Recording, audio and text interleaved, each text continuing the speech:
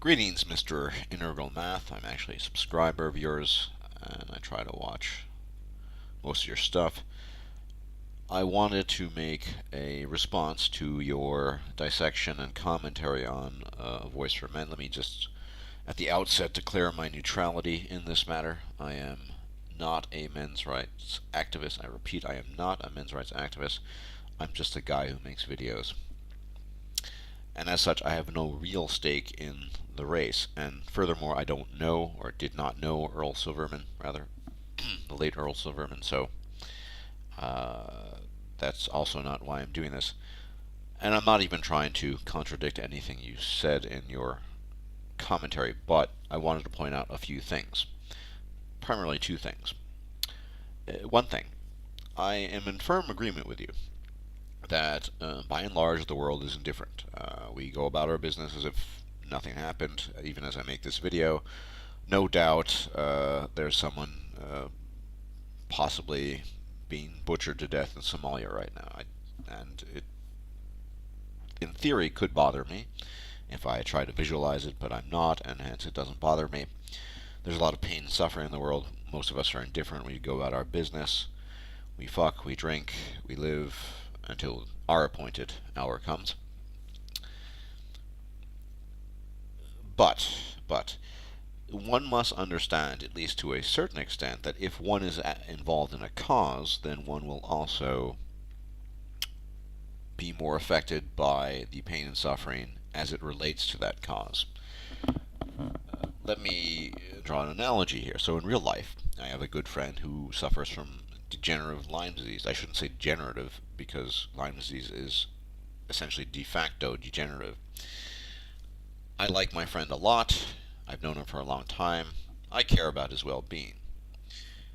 However, I have to honestly say I don't care a whole lot about Lyme disease, but he does, because since having Lyme disease, he's not been able to work. It's become worse and worse, and thus he's devoted his entire life to understanding Lyme disease and its causes and advocating for possible remedies, medical research, and so on and so forth.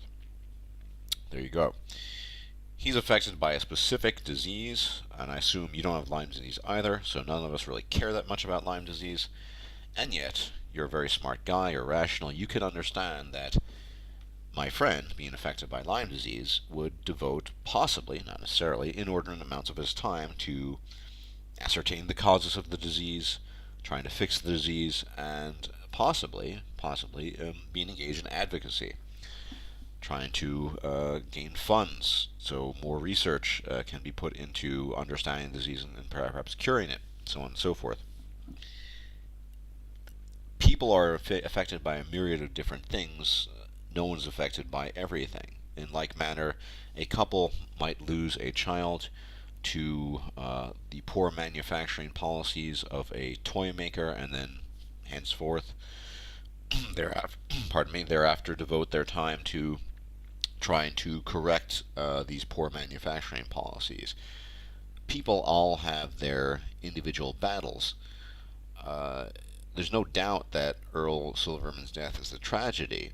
I'm going to get to the murder part in a bit, and I'm not a fan of hyperbole, mind you, so maybe some of the hyperbolic language was unnecessary, unless it's about video games. I tend to be very hyperbolic when talking about video games. But I see your point.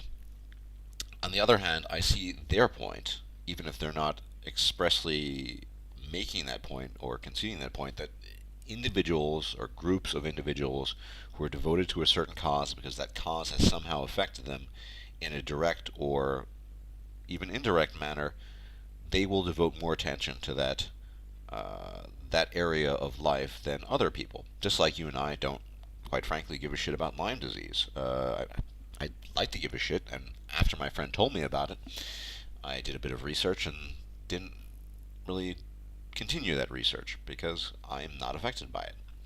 On the other hand, I've had chronic insomnia my entire adult life, and well, as a teenager as well. So I've devoted an inordinate amount of time to understanding sleep and insomnia and how that all works, whereas people who sleep normally do not.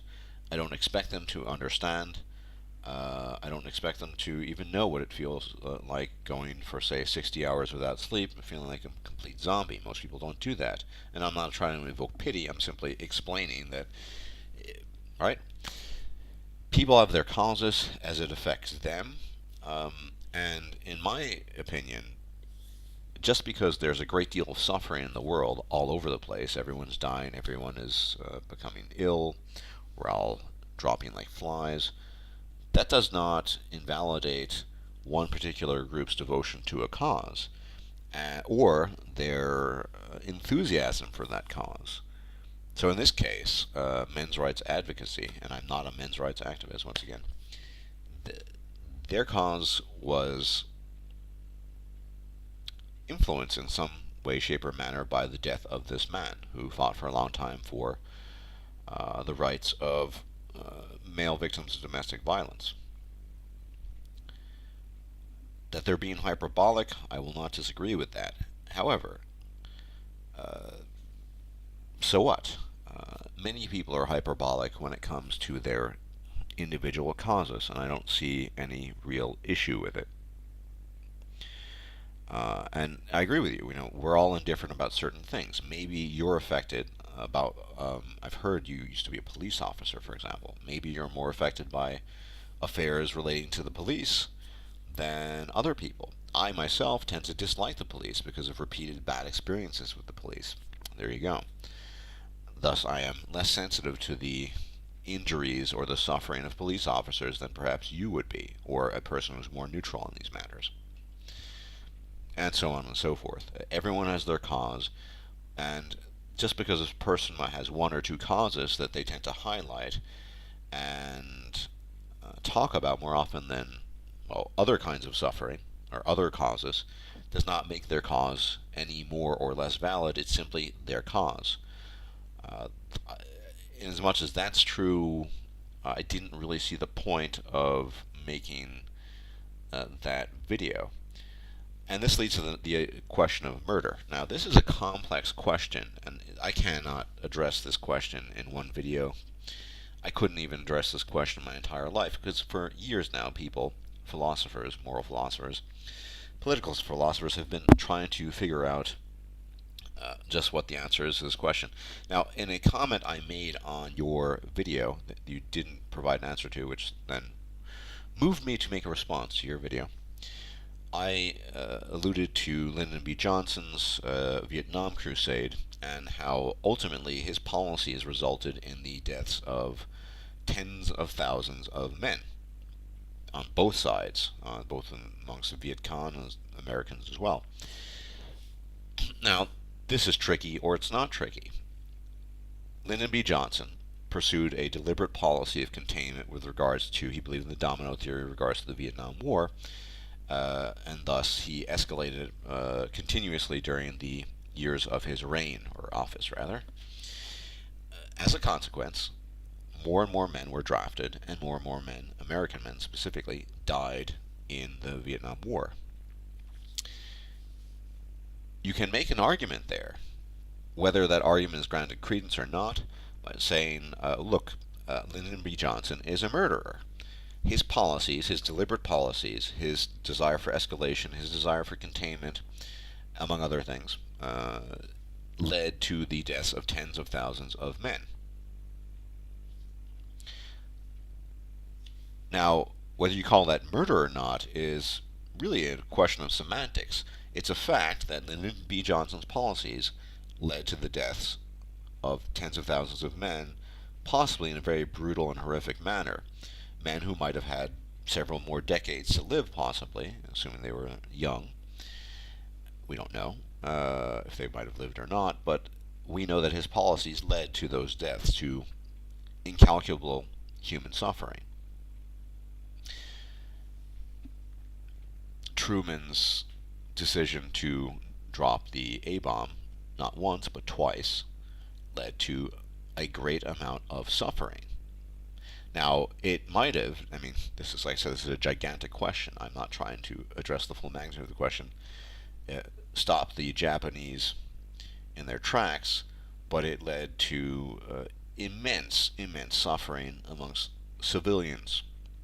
civilian populations in the cities, Hiroshima and Nagasaki, where the bombs were dropped, is Truman a murderer? Well, maybe he is, maybe he's not. I mean, people who, as a friend of mine likes to say, to be a politician, by definition, you have to be a hypocrite. And in some sense, we're all hypocrites, right?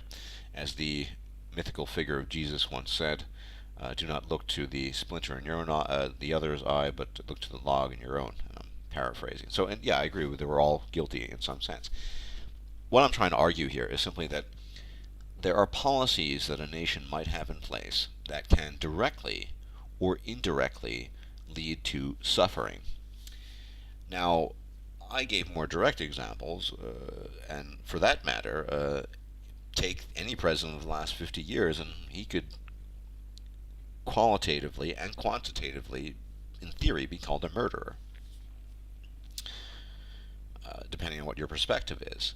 If a certain policy is in place, such as the Violence Against Women Act, or what have you, or a deprivation or an unequal distribution of funds for victims of domestic violence that becomes unequal by dint of dividing up the genders, that is, women get all the goodies and men get almost none, there will be consequences for that, from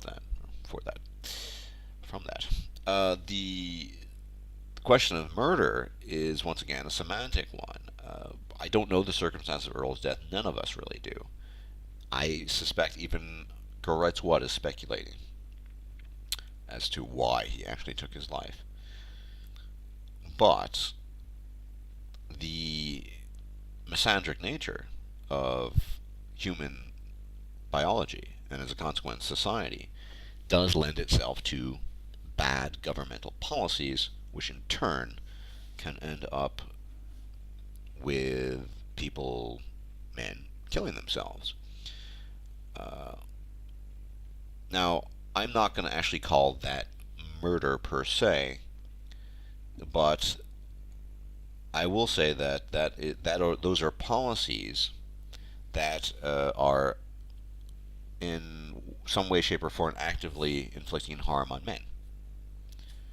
I won't call it murder. Where does one draw the line? Is there an abstract complicity? Or is indifference complicity? Now, I'm not a huge fan of Noam Chomsky, except for a few things relating to linguistics and foreign policy. But he would probably say, well, that indifference that we all have is a kind of implicit complicity. In fact, he cites himself as being complicit in, say, the murder of foreign civilian nationals in American campaigns of war abroad. Is Joe Biden complicit by cause of his ignorance on the matter, or is it indifference? Well, certainly not. Who knows? These are questions, and I'm just throwing up questions here that should be addressed. Policy can have some severe consequences. Of course, the war examples are very extreme, but the governments have an effect on their populations. And once again, getting back to the original point, that if certain governments have a certain policy in place that affects certain groups of individuals, and those individuals who are affected by those policies decide to take up arms or service a cause, it makes sense. I don't know if your criticism is because of the hyperbolic nature of their language, or I assume that's really where your criticism lies. It's if they had just said, he fought for men's rights and